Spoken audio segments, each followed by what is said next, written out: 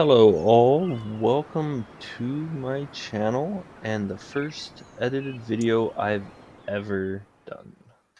I do want to make a quick note to say that I was messing around with the audio while I was playing the game, trying to find the best volume for it through my recording device. So some parts might be louder than others, but it's something that in time, along with my video editing skills, I'm going to be working on and improving. So during these videos, I'll be discussing the games that I'll be playing, the opinions I do have on them, things I like and dislike, and if I do find something cool, I'll make sure to point that out. Today, I'm going to be playing Dungeons of Hinterberg on my very long journey to finish the backlog of games I have, and I'm going to be recording and posting it while using this as a journal to help me get through all of the games I've started and never finished. When it comes to my backlog of games, something I did take into consideration was either starting over on a fresh save or picking up where I last left off, and I do feel it will be better for me to start a fresh save. With all of that being said, let's go ahead and jump into the gameplay. We did just get dropped off in front of a bed and breakfast where we found out we are here on vacation and here to tackle 25 dungeons that have mysteriously showed up.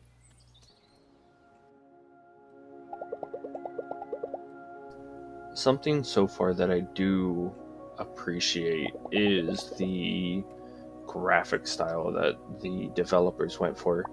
It kind of gives me an old cartoony feel, kind of in a weird way reminds me of like the first Borderlands game. I looked it up because I was a little curious when they were calling her Fraulein. It's used as a title of respect and term of address for an unmarried woman, kind of how in the English dictionary we use the word miss.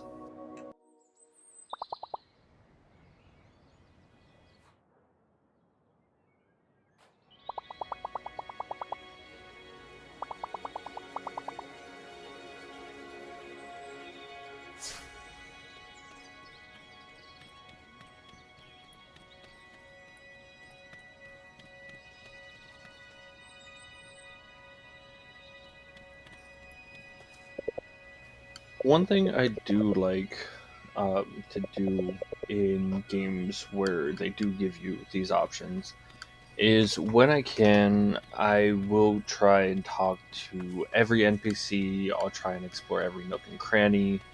But sometimes, honestly, I don't look too hard. So I do tend to miss a lot. But there are weird times where I will notice things like even though I wasn't even really trying to. Normally,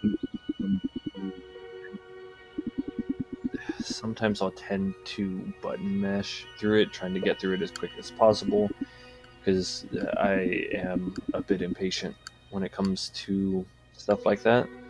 But then there's other times where, like, I don't know, I try and respond like dialogues where they give you multiple choices to choose from.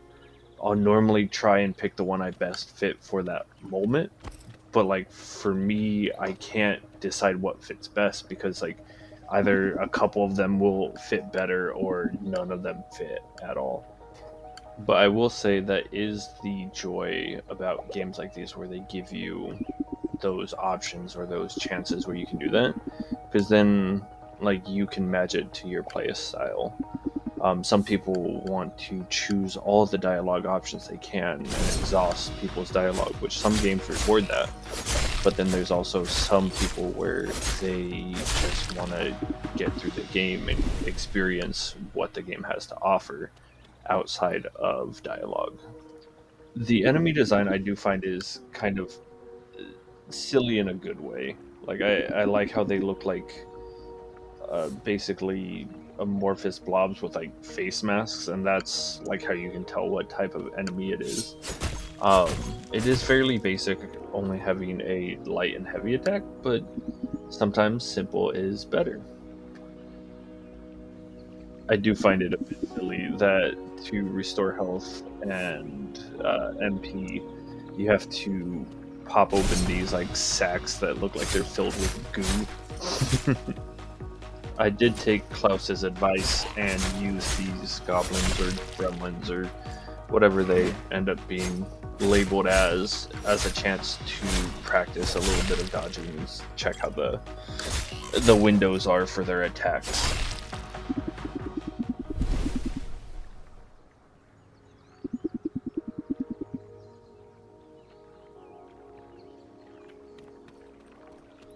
The atmosphere that they are setting up with the sounds of the water nearby and how the world just kind of feels serene as you're going through and you have these chaotic fights.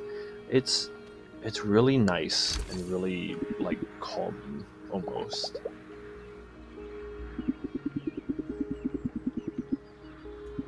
I feel even with Hinterbucks being the currency of the game, um, there would still be like those people that have mojo amounts of money that try and buy their way through using real money, not just Hinterbucks.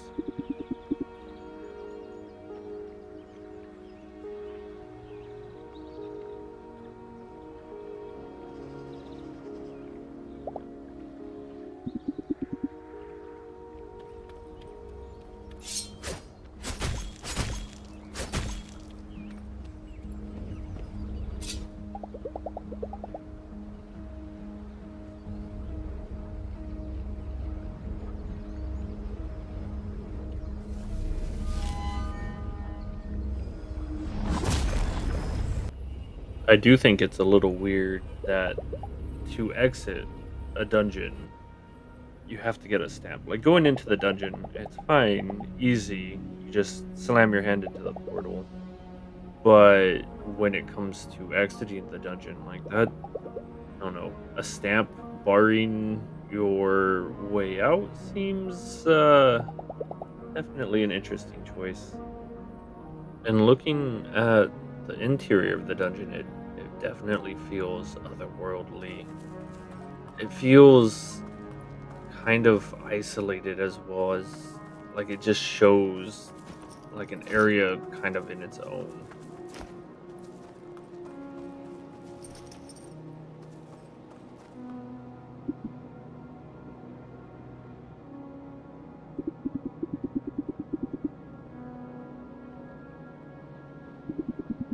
I can only assume how Luisa is feeling, but if I was told the first dungeon that I would be going into looks different than normal, I might take it as an omen of bad luck.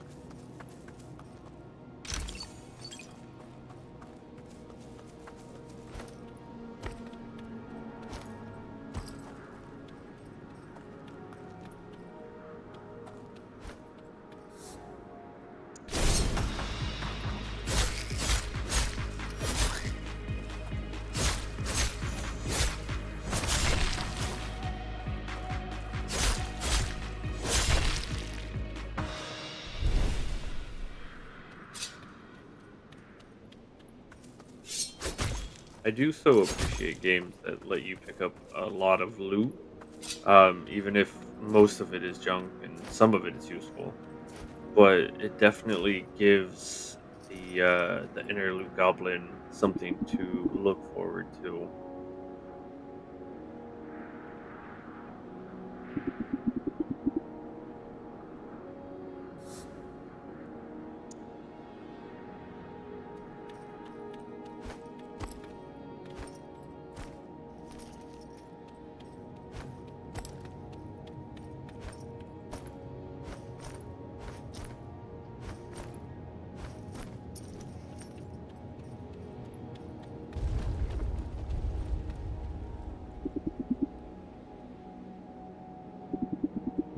If my guide was to tell me that the ground shaking doesn't feel right, I think I'd be a little bit more than just concerned and definitely wanting to get out of the dungeon.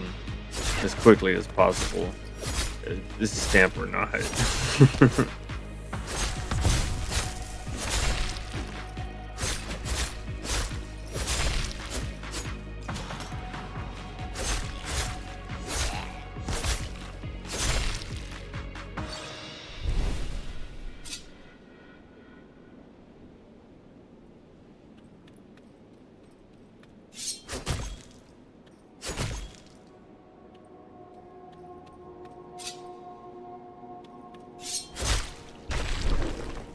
It looks like they're using giant Twizzlers to hinder my path. Luckily, they're easily destroyed with a simple swing of the sword.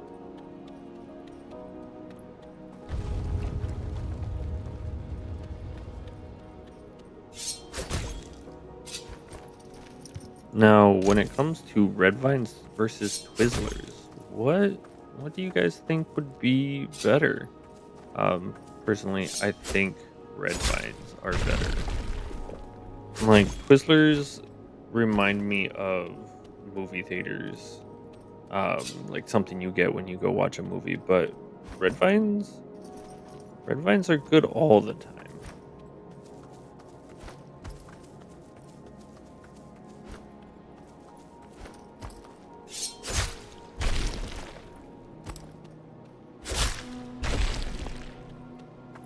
It is nice to have simple puzzles sometimes and not always have every puzzle be a giant mind think where you have to try and outmaneuver an opponent in 3D chess.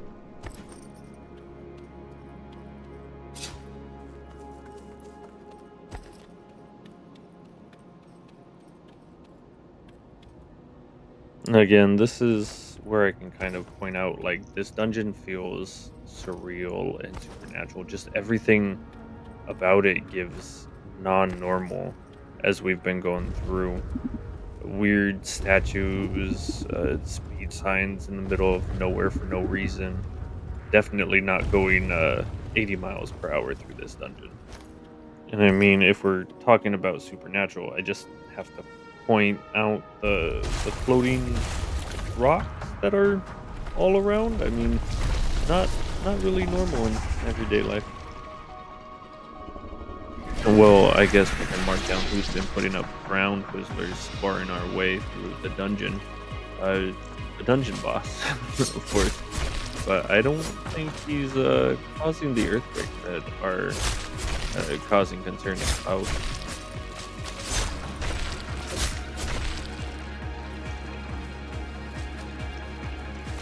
I didn't know if this boss was kind of like other Souls bosses where you can fight it the hard way, and still win, or if you had to choose an easy way like the Silent Demon in Dark Souls 1. Instead of going up to drop on him, you could fight him with a broken sword.